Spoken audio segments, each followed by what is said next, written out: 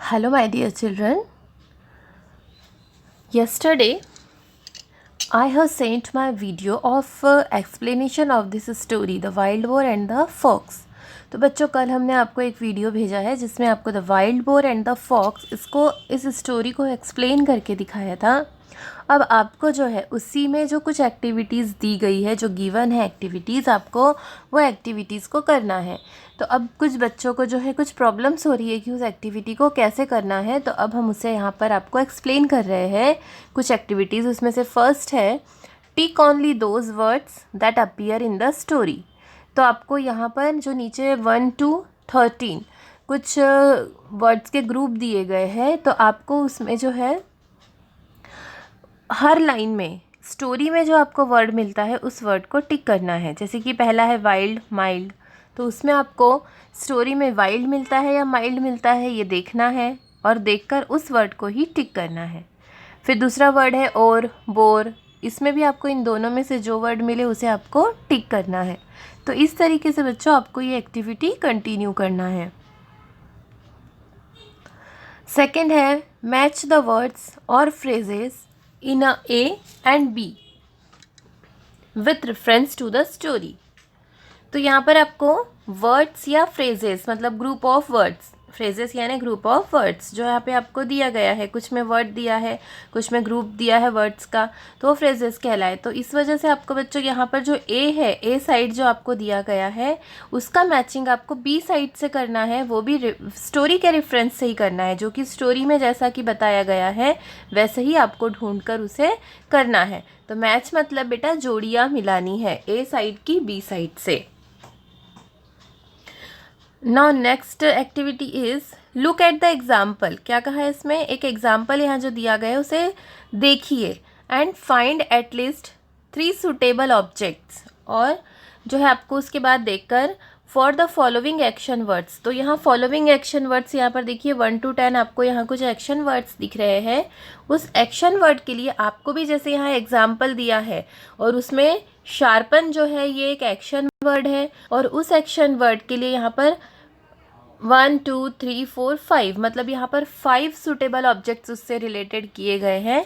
तो आपको भी यहाँ साइड में जो कुछ वर्ड्स दिए हैं, एक्शन वर्ड्स दिए हैं, उनके लिए आपको भी ऐसे ही ऑब्जेक्ट्स आपको ढूंढकर लिखने हैं। अब यहाँ 5 दिए हैं तो आपको भी 4 5 जितने आ सकते उतने करना है, लेकिन कम से कम बच्चों 3 तो करना ही है, उसके लिए आपको 3 करना ही है, ऐसा कहा गया है। तो एक्शन वर्ड यानी एक बार फिर हम आपको समझा देते हैं बच्चों कि एक्शन वर्ड्स उन्हें कहते हैं जो हम कुछ कार्य, जो हम कुछ क्रिया करते हैं। जैसे कि आप एग्जाम्पल में देखिए शार्पन करना, शार्प करना, पॉइंट करना, फाइल करना, किसी चीज़ को नोक बनाना, तो ये एक एक्शन वर्ड है। हम जो कार्य कर रहे हैं, हम शार्प करने का कार्य कर रहे हैं, मतलब वो एक एक्शन वर्ड है।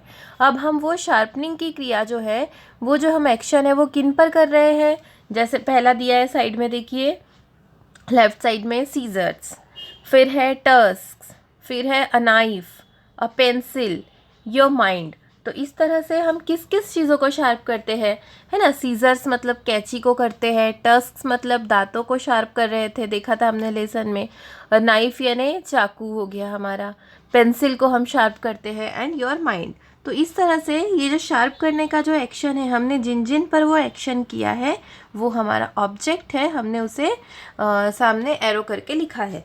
तो वैसे ही अब आपको यहाँ पर 1 to 10 जो कुछ एक्शन वर्ड्स दिए हैं, जैसे पहला दिया है राइट, राइट का मतलब है लिखना। सेकंड है वॉश यानी धोना, डेकोरेट मतलब उसे सजाना।